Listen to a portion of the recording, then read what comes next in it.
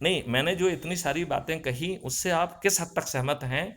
अभी जो मैंने कहा है कि हमें समाधान के बारे में लोगों को कम एजुकेट करना है, हमें समाधान की इंट्रिकेसीज नहीं बताना है।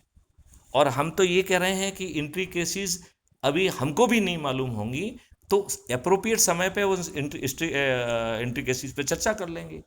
यदि कुछ विद्वान लोगों को बहुत मजा आ रहा है समाधान में, तो फिर वो टास्क फोर्स का हिस्सा बने और टास्क फोर्स चर्चा करे उसके ऊपर।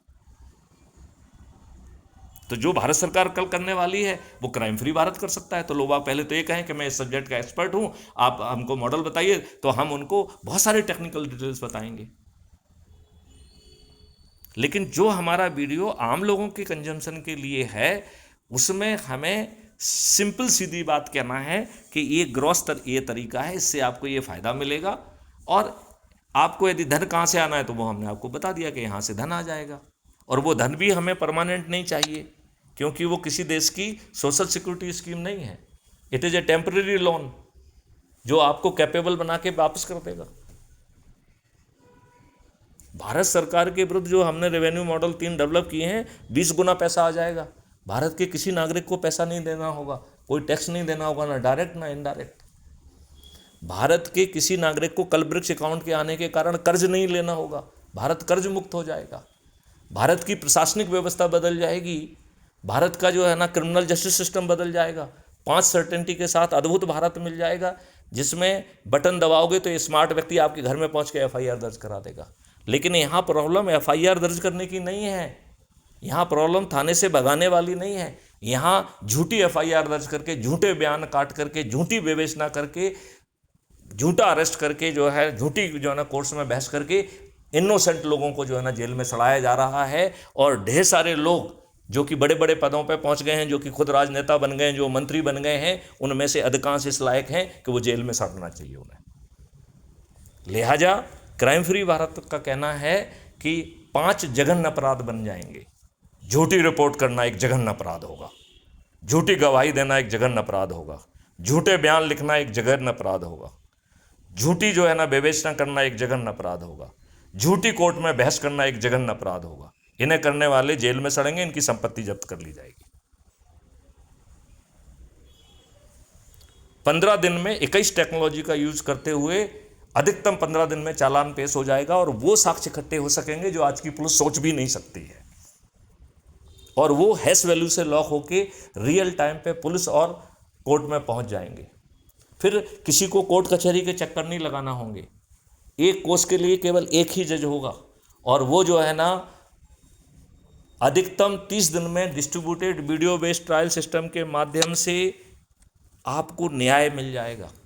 और न्याय मिलेगा, जजमेंट नहीं मिलेगा, क्योंकि अन्याय करने वाला जज जो है, हम एक अपील अगेंस्ट द जज भी रख रहे हैं। तो appeal against the judgment and appeal against the जज भी है। Are you getting my point? Hello, are you getting my point? हाँ सर। तो सर, अब आप ये बताओ, कॉन्टेम्प्ट ऑफ एक्ट को जो है ना हम खत्म कर देंगे, कॉन्टेम्प्ट ऑफ द कोर्ट को, और अपील अगेंस्ट द जज रख देंगे। अब यदि किसी ने अपने तर्क के साथ पेश किया कि साहब इस जज ने, देखो ये साक्षी थे, इनको नज़रअंदाज करके गलत निर्णय दिया, तो उन जज महोदय को खुद कोर्ट में खड़े होना पड़ेगा कटघरे में, और अपने जजमेंट को डिफेंड करना होगा। यदि वो अपने जजमेंट को डिफेंड नहीं कर पाएंगे तो वो डी पैनल हो जाएंगे। डी पैनल होने का मतलब है कि वो जज नहीं रहेंगे, और उन्हें लाखों का हर्जाना भी देना होगा।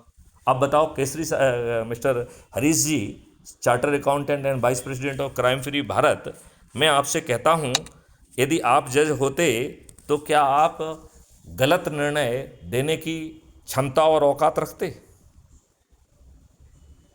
मैं आपसे पूछता हूं, इमेजिन यू आर जज। नहीं। तो लोगों की जिंदगी बदल जाती। ऐसा अद्भुत भारत सिस्टम 2 मिनट में पैदा हो रहा है, क्या दिक्कत है इसमें? हम अंग्रेजों के नियम कानून क्यों थोपे हुए हैं? हम जो है ये केमिकल फर्टिलाइजर पेस्टिसाइड के साथ गायों की संख्या 10 गुना क्यों नहीं कर रहे हैं?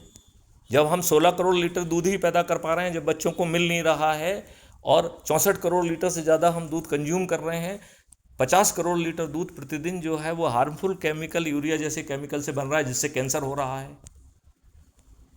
तो यहाँ उसे कंट्रोल करने की प्रॉब्लम नहीं है, हमें गायों की संख्या बढ़ाना होगी, और हम तो कह रहे हैं 10 गुना या 100 गुना करना होगी। क्यों? क्योंकि उससे जो गोबर पैदा होगा उसमें माइक्रोब डाल के हम अपनी मिट्टी को पूरी तरह से फिर से जीवित कर देंगे।